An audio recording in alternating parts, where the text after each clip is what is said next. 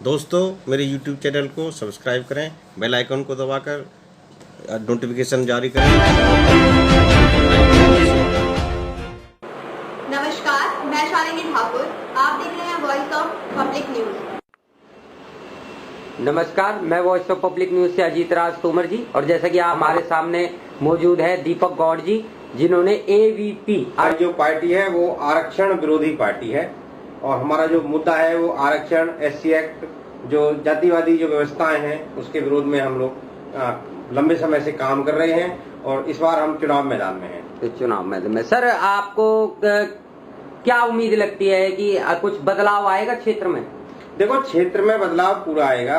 ये जो अब राजनीति जो है आज की डेट में देश में, वो क्षेत्र की राजनीति नहीं हो रही है। देश के अंदर सिर्फ जातिवाद की राजनीति हो रही है, धर्म की राजनीति हो रही है, वोट बैंक की राजनीति हो रही है।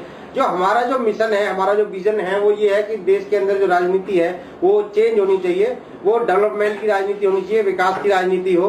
वो पढ़ाई करने के लिए जो हमारे अनपढ़ बच्चे हैं, जो पढ़ नहीं पा रहे हैं, जो गरीब हैं, जो बेचारा और गरीब होता जा रहा है, उसके ऊपर कोई गवर्नमेंट का, कोई भी, चाहे कांग्रेस की गवर्नमेंट आए, बीजेपी की आए या मिली जुली गवर्नमेंट आए, पिछले 17 साल से आप देख रहे हैं देश का डेवलपमेंट नहीं हो रहा है, उस लेवल पे नहीं हो रहा है। अमीर और अमीर होता जा रहा है, गरीब और गरीब होता जा रहा है। सिर्फ दलितों के नाम पर, पिछड़ों के नाम पर देश के अंदर राजनीति होती आई है और इस कदर राजनीति होती है कि हर बार उनको आरक्षण का बिल दे देते हैं, कभी उनको प्रमोशन में आरक्षण का बिल दे देते हैं। जब एक आदमी पहले आरक्षण पाने से नौकरी लग गया या उसके बाद फिर उसको प्रमोशन में रिजर्वेशन क्या जरूरत रह जाती है, आप मेरे को बताइए। फिर उसके बच्चे भी रिजर्वेशन से नौकरी पा रहे हैं, तो वो उस गरीब दलित का, गरीब पिछड़े का, जो मैं यहाँ पे फरीदाबाद की लोकल बात करता हूँ, आज मेरे गांव का जो पॉपुलेशन है वो 50% से ज्यादा, 80% लोग ऐसे हैं जो पुअर कंडीशन में हैं कि उनके पास खेती है, जमीनें हैं, किसी पे 10 बीघे, किसी पे 5 बीघे, लेकिन जमीन पैदा तो नहीं करेगी ना, इतना तो पैदा नहीं कर देगी उनके परिवार का भरण पोषण कर दे। उनके लिए खाद की जरूरत है, उनके लिए बीज की जरूरत है, उनके लिए पानी की जरूरत है, उनके लिए फ्री बिजली की जरूरत है कि वो बिजली का बिल भी कहां से भरे बेचारे। और आप इधर देखो, झुग्गियां देखो, आप आज इधर रेलवे लाइन आप शुरू हो जाओ फरीदाबाद से और इधर आप पलवल तक आप देखो, रेलवे लाइन के दोनों तरफ झुग्गी बस्तियां हैं। कितने दलित बस्तियां हैं जिसमें लोग रहते हैं। ये इंदिरा कॉलोनी हो आपकी, चाहे पीछे आपकी एसडीएम नगर के पीछे कॉलोनी है, गांधी कॉलोनी है, इंदिरा कॉलोनी है, आपका ये बल्लभगढ़ का शिव शारदा कॉलोनी है, ये सभी इतना जो है वो स्लम एरिया हैं। और इसके बाद 4 सेक्टर देखो आप, 4 सेक्टर की झुग्गियां हैं। कोई भी नहर हो, कोई भी नाला हो, उसके किनारे देखो कितने लोग रहते हैं। क्या कोई नेता कभी इनके बीच में गया? क्या कभी इनका दुख दर्द पूछा? क्या इनकी जाति पूछी?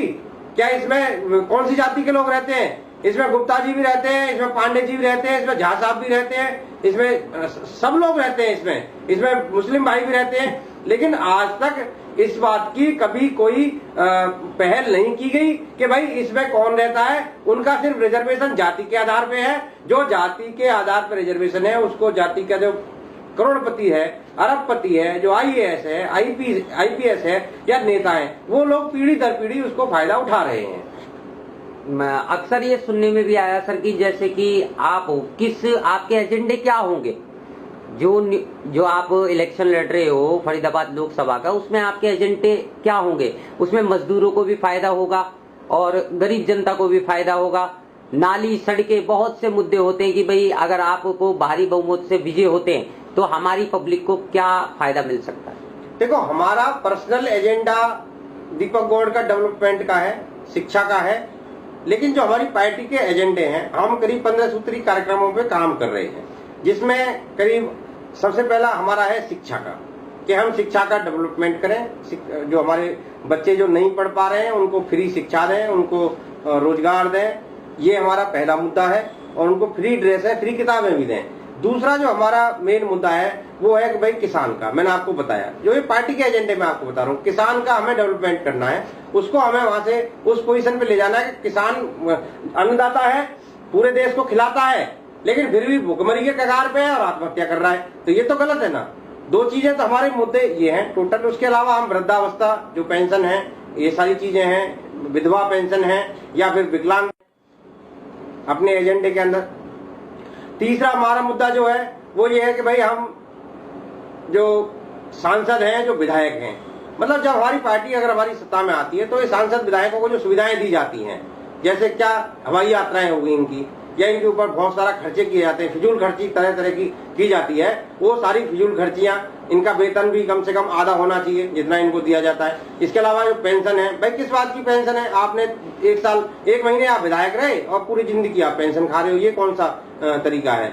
तो ये सब चीजें जो फिजूल खर्चियां हैं, आज हमारे देश में कितने पूर्व विधायक हैं, कितने पूर्व MP हैं, अरे सारे के सारे यार क्या नाम है अपना पेंशन ले रहे हैं। तो देश का इतना सारा पैसा ये फिजूल खर्ची में जा रहा है, ये फिजूल खर्ची सारी हम रोकेंगे और इस पैसे को हम, जो हमारा किसान है, जो हमारा गरीब भाई है, उनके डेवलपमेंट पे, उनकी शिक्षा पे, उनका स्तर सुधारने पे हम लगाएंगे।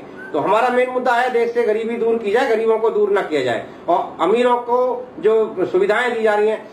आपको मैं मेन एक बात बताना चाहता हूं, हर साल आप देखोगे दलित उत्थान के नाम पे हमारे देश के अंदर हजारों करोड़ रुपए का बजट पास होता है, हजारों करोड़ रुपए का। अब उसमें जैसे आप पिछली सरकार का ले लो, 60,000 करोड़ रुपया, किस लिए भाई? SC ST उत्थान के नाम पे। वो जाता कहाँ है एक्चुअल में? वो कौन से दलित हैं जिनके घरों में वो पैसा जाता है? मुझे इसका सरकारों से हिसाब चाहिए। पिछले 60 साल के अंदर कितना हजारों करोड़ रुपया दलित उत्थान के नाम पे सरकारी खजानों से निकाला गया है। नंबर 2, ये मैं सेंट्रल गवर्नमेंट की बात कर रहा हूँ, हर स्टेट गवर्नमेंट का भी बजट अलग से पास होता है। अगर हमारे यहाँ 30 स्टेट है तो 30 स्टेट का अलग से बजट पास होगा, यूनियन टेरिटरी का अलग से पास होगा। तो वो सारा पैसा दलित के नाम पे, दलित उत्थान के नाम पे निकाला जाता है। लेकिन मैं पूछना चाहता हूँ कि उस कौन से दलित का उत्थान हुआ है? उस पैसे से कौन से दलितों को आगे लाया गया है? वो पैसा गया कहाँ है? आज देश के अंदर आरक्षण में या कहीं भी कोई भी क्रीमी लेयर तक लागू नहीं है। यानी कि आज देश का जो प्राइम मिनिस्टर अगर दलित है, या मायावती दलित है, सुशील कुमार शिंदे है, रामविलास पासवान है, उदित राज है, ये लोग इतने आगे निकल चुके हैं, करोड़पति अरबपति हैं, इनकी संपत्ति आप जाके देखोगे। ये इन लोगों का आज तक उस पैसे से भला नहीं हुआ, तो किस लिए इतना हजारों करोड़ रुपए खर्च किया जा रहा है? मौजूदा सरकार में नोटबंदी की कागार से अमीर अमीर हुआ है और गरीब गरीब हो गया। ये आप क्या कहना चाहेंगे कि नोटबंदी से किसी को फायदा मिला है या गरीबों को नुकसान मिला? देखो, नोटबंदी सरकार का एक ऐसा फैसला था जो बिल्कुल आंख बंद करके लिया गया। इसका पता इससे लगता है कि आपने बीजेपी के खुद नेताओं के बयान देखे होंगे कि किसी कैबिनेट में कोई मिनिस्टर तक को ये पता नहीं था कि भाई ये नोटबंदी होने वाली है। तो ये आंख बंद करके लिया गया फैसला है और इसमें आम जनता को कितना त्रासदी झेलनी पड़ी है। नोट बदलना अच्छी बात है, नोट बदले जाने चाहिए थे, लेकिन वो एक तरीके से बदले जाने चाहिए थे, उसमें थोड़ा लोगों को टाइम मिलना चाहिए थे। ये नहीं है कि मेरी जेब में 10,000 रुपए आज पड़े हुए हैं और पता लगा कल वो मिट्टी के कागज के नोट हैं, कल वो मार्केट में नहीं चल रही, तो मैं कैसे अपने घर का पालन पोषण करूंगा? कैसे मैं चीजें, अगर मेरे को कोई दैनिक उपयोग की चीज मेरे को मिली है तो मैं उसको कैसे खरीदूंगा? मैं उसको चाहिए अगर मुझे। तो भ्रष्टाचार में वृद्धि हुई है। मैं ये कहना चाहूंगा, जहां पहले 500 रुपए के नोट में काम चल जाता था, वहां पे आज 2,000 का नोट दे रहे हैं। क्योंकि आज की डेट में क्या है कि भ्रष्टाचार इतने चरम पे पहुंच चुका है कि भ्रष्टाचार को भ्रष्टाचार नहीं माना जा रहा, सुविधा शुल्क माना जा रहा है। तो वो सुविधा शुल्क के रूप में इस्तेमाल होता है। और आज आप कोई भी छोटा मोटा काम करा लो, मैं तो कह रहा हूँ, आज किसी को अगर बिजली के खंभे पे भी चढ़ना है या किसी को कोई और छोटा मोटा काम अपना रिश्वत से करवाना है तो वो उसमें वृद्धि हुई है कहीं ना कहीं। और वो तो आप जानते हो, आज की डेट में भ्रष्टाचार कोई मुद्दा देश के अंदर है ही नहीं, क्योंकि भ्रष्टाचार तो सुविधा शुल्क के रूप में इस्तेमाल किया जा रहा है। तो उससे भ्रष्टाचार बढ़ेगा, घटेगा, कम होने का तो नाम नहीं लेगा इसमें। आप जनता से क्या अपील करना चाहते हैं? जनता से देखो, मेरी एक ही अपील है कि हम ये जो चुनाव में आए हैं, इसमें कोई हमारा पॉलिटिकल कोई मोटिव बिल्कुल भी नहीं है।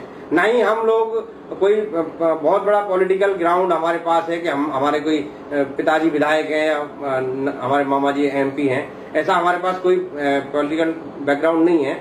हम तो समाज से भी हैं और समाज की लड़ाई हम लोग लड़ रहे हैं। जब हमको लगा है कि समाज में ये जो राजनेता हैं ये लोग हमारी सुनने वाले नहीं है। मैं भी हालिया उदाहरण दे रहा हूँ आपको। पीछे SC ST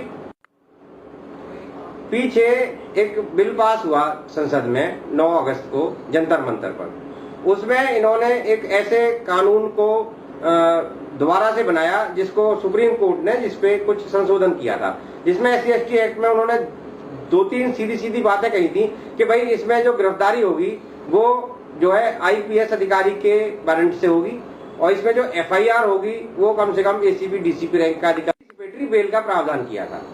तो वो सुप्रीम कोर्ट ने इसलिए किया था क्योंकि उनको लगा था कि 60,000 कुछ संख्या थी मुकदमों की कि वो झूठे पाए गए थे SC/ST एक्ट में दर्ज जो थे। लेकिन इन लोगों ने उन आदेशों को किस दबाव में आके वोट बैंक की नीति के चलते इन्होंने उनको पलट दिया। 9 अगस्त को हम लोग अपने साथियों के साथ जंतर मंतर संसद भवन के सामने धरना प्रदर्शन कर रहे थे। 11 अगस्त को इन्होंने मेरे को झूठे आरोपों में झूठी FIR मेरे खिलाफ लॉन्च करके से ज्यादा तिहाड़ जेल के अंदर बंद रखा। दिल्ली हाई कोर्ट से मेरे को जमानत लेनी पड़ी।